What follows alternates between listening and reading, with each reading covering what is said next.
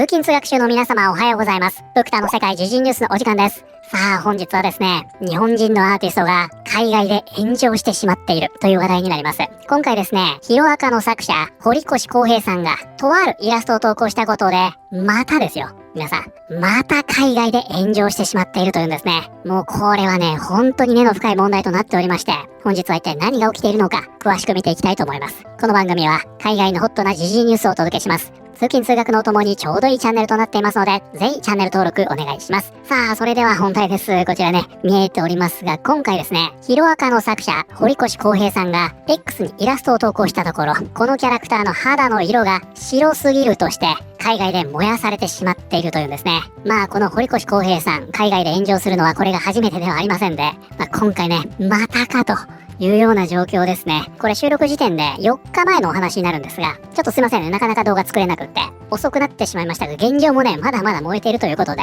状況を見ていきましょう。まずこちらですね、僕のヒーローアカデミア作者が新たなスケッチで原作に再び向き合い、ファンからはスピンオフを求める声が殺到。連載終了後、作者の堀越康平は人気キャラクターたちの見事なイラストをたびたび公開。ファンを驚かせてきました。これらのイラストは原作とは異なるパラレルな世界観やファンが想像もしなかったスタイルでキャラクターたちを描いており、毎回大きな反響を呼んでいます。最近も堀越氏はこの流れを受け継ぎ、シリーズ内でトップ10のヒーローの一人であるミルコのこれまで見たことのないポートレートを投稿。このイラストでは戦う女性としての彼女の強さに加えて、これまでになく優雅で魅力的な一面が描かれ、ファンに新たな印象を与えています。画像が公開されるや否や、このキャラクターを主役にしたスピンオフが見たいという声が次々と上がりました。ということで、ここでね、投稿されたイラストというのがこちらですね。このね、ミルコのイラストとなっておりまして、今回ね、このイラストが燃えるという形になりました。で、これがね、なんで燃えたのかと言いますと、それがね、こちらの実際の投稿になるんですが、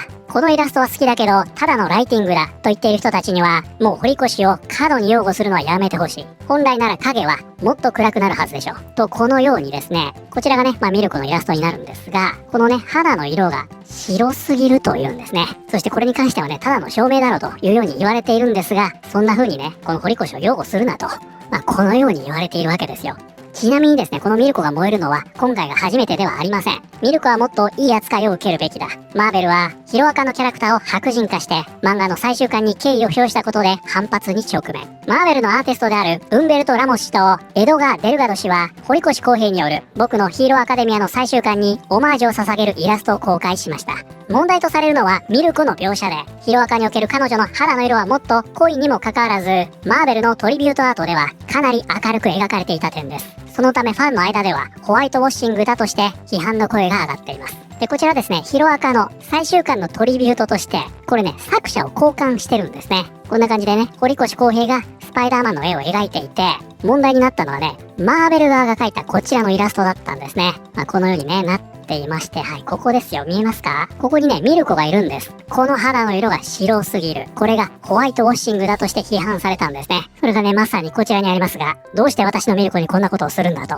いうことで、漫画ではこれだけ肌が黒いですよ。そしてアニメでは少しそれが薄くなりました。そしてこちらはね、あくまでも皮肉になりますが、ネットフリックスが作ったらこのように白くなりましたと。このようにですね、これ大炎上するんですね。で、結果的にですね、こちらのイラストを描いたアーティストはですね、謝罪しまして、自身のインスタグラムに修正版を投稿しました。それがね、こちらですね。はい、これです。ここ見えますか？このようになったということなんですね。と、このようにですね、海外では漫画アニメのキャラクターの肌の色には、異常な執着を見せるというようなことがありまして、このミルコは物の見事にその餌食になっているというような状況なんですね。でね、これと全く同じこと以前も起きましたね。ポプテピピック作者、黒人差別の指摘に謝罪。スプライがき反響。ファンはエール。気にしなくていい。マジでかわいそう。漫画、ポプテピピックなどで知られる漫画家、大川ブクブ氏が自身の X を更新し、ゲーム、スプラトゥーンシリーズに登場するキャラクター、イーダのイラストを公開し、SNS 上での反響を受け、謝罪した。ということで、それがね、こちらなんですね。これも、この肌の色が白すぎるということで、これね、謝罪に追い込まれてるんですね。このファンアートの内容に関してです。と切り出し、原作のイーダより肌が明るく描かれているため、黒人差別だという反応をもらいましたと告白。私もイーダがもし人間ならば、黒人だろうと考えています。私の着色が下手なため、正確ではありませんでした。ごめんなさいとお詫びした。ということで、この時はね、本来であればね、これ謝らない方がいいんですが、謝ってしまったんですね。で、これも仕方ないですよ。めんどくさいんでね、これも一つの判断かななと思いますが、結局ね、今回、このミルコで起こっているのは、これと全く同じ構造なんですね。で、先ほどね、ファンアートとありましたが、これはね、もう思いっきりダブルスタンダードでして、ダンダダンの一件ありましたね。これね、何が起こっているかわからない方、こちらの動画にね、2本に分けてまとめてますんで、海外では、この日本のアニメキャラクターを黒人化するというのが流行っておりまして、この人物に関してはですね、これを販売しているんですね。そして、あろうことかですよ。海外のダンダダンの公式の声優たちが、この黒人化したキャラクターを自身の SNS のアイコンにしたんです。とんでもない話ですよね。つまり、日本のこういったアニメや漫画のキャラクターというのが、黒人化するという形で政治利用されていると。まあそういうことなんですね。で、この話というのはね、これだけでは終わらなくって、もう一個ね、別の要素というのが乗っかっていると、プクタは思っておりまして、つまりは日本人のアーティストへの軽視ですね。根底にはですね、日本人には何をやってもいいと。このように思っている節があるというのはもうこれね、否定できないと思います。で、これはですね、今に始まったことではありませんで、以前もね、少しお話ししましたが、こちらですね、鳥山明さんの件です。ドラゴンボールの作者は、このシリーズに黒人のキャラクターがいないことについてインタビューを受けたのか。ということでね、こちらね、何が起こったかと言いますと、ネット上にですね、こういった画像というのが投稿されるんですね。これこの方が作ってるわけじゃないですからね。でね、ここでは何を言っているかと言いますと、ドラゴンボールの作者、鳥山明氏、シリーズに黒人キャラクターが少ないという批判に反論。これは日本の作品です。日本人によって作られ、日本人のためのものです。君たちのものじゃない。これは僕たちの作品なんです。人々が文句を言う内容は時代とともに変わっていくけど、日本の人種構成は変わらない。彼らはここに住んでいない。と鳥山氏は今月初めの非常に物議を醸したインタビューで語った。作中でここです。人種差別的な黒人の描写とされるミスターポポを登場させた判断について問われると、鳥山氏は次のように答えた。僕はミスターポポが大好きです。彼は本当に面白いキャラクターです。でももしかしたら君の言う通りかもしれない。もし時間を戻せるなら3人分のポポを登場させて、この騒動を回避するかもしれません。黒人歴史月間が終わりに近づく中で、社会のあらゆる文化における黒人文化の影響と意義について考えることは重要です。アニメはそうした文脈で最初に思い浮かぶものではないかもしれないが、それでもなお、黒人文化がどのようにアニメに影響を与えてきたかを探る価値はあるだろう。ということで、このね、インタビュー記事のスクリーンショットというのが拡散されたんですね。なんですが、これはですね、スクリーンショットを装った捏造された画像でした。ここでね、ファクトチェックをしてるんですね。2023年2月24日、Twitter の投稿で、ドラゴンボールアニメシリーズの作者である鳥山明が、インタビューで、これは日本のシリーズなので、黒人キャラクターは登場しないと発言したと主張。これはフェイクです。このようにですね、海外ではね、ドラゴンボール非常に人気はあるんですが、その一方で、ミスターポポというのは黒人に対する差別的な表現なんだ。こういった考え方が実際にあるんですね。そしてですよ、あろうことか、スイートベイビーインクの従業員、現在クビになったんでしたっけ？従業員が、これによってですね、鳥山明氏のことを人種差別主義者と、このようなことを言ってるんですね。で、この件に関しても結局はね、ミスターポポの件です。黒人絡みの話なんですね。つまり、日本人のアーティストにだったら何を言ってもいいというところに、この肌の色の話というのが乗っかってくると、今回のね、このような騒動につながり、燃やされてしまうと。そういった構造なんですね。ですのでこれね、おそらく今後もたくさん発生するんじゃないかなと思います。なんで彼女は白いんですか？いつも肌の色のことばかり気にしていて、どうやって人生を楽しめるのっていう日本人のコメントを見かけた。アメリカ人がその感覚を理解できるようになった時、やっと前に進めるんだと思う。この元のコメント、どなたが言ったか知りませんが、もう本当にその通りだと思いますね。とても混乱しています。彼女は黒人じゃないんですか？ただ日焼けしているだけなんですか？これって日焼けでしょ？ちょっとね、公式な本当の設定というのはよくわかりませんが、ただの日焼けした日本人という認識なんですけどね。つまり、日本人の女性がアフリカ系に見えないということで、ツイッター警察が発狂しているわけだ。これだけは言いたい。テレビに出てくる褐色の人間が全員黒人ってわけじゃないからな。そしてこれがね、先ほどの話ですね。このイラストで光がどう当たっているのか、ピンと来ていない人のために言っておくと、彼女の顔に大きなスポットライトが当たっていると想像してほしい。肌だけじゃなく、髪まで発光しているように見えるのはそのせい。自分だったら左肩をもう少し黒くするかなと思ったけど、全体としてはちゃんと理にかなっているよ。ここね、シェーって言ってますね。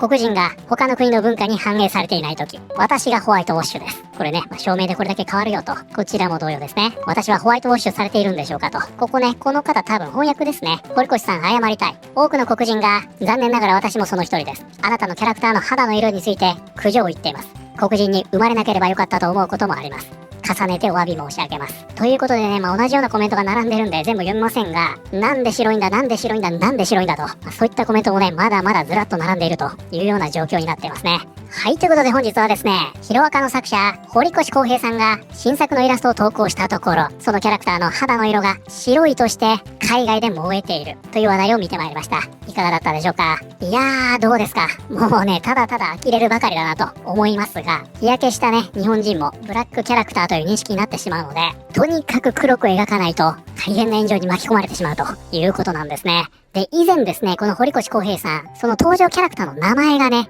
中国で炎上したんですね。で、この時はね、公式に謝罪しているんですが、今回の件はね、さすがに謝罪等はないようですね。またこれでね、変に謝ってしまうと、付け入れられてしまうので、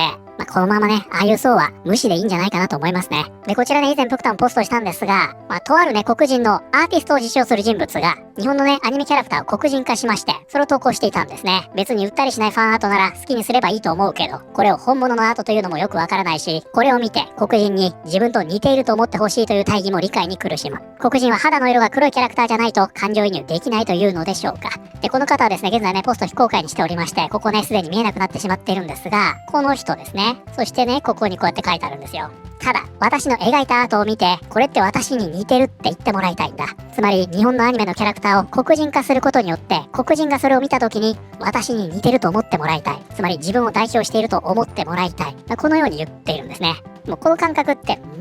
全く理解できないでしょ。皆さんどうですか？スパイダーマンを見ていて、ピーター・パーカーの肌の色が自分より白いからといって感情移入できませんか？何か悲しい思いします？この感覚ってないでしょ。これなんですよ。代表性って言うんですけどね。なのでこれに関してはですね、今後も理解し合えないと思います。そしてこういうことを当たり前にやっていて、これを見ることで喜んでいるにもかかわらず、その一方で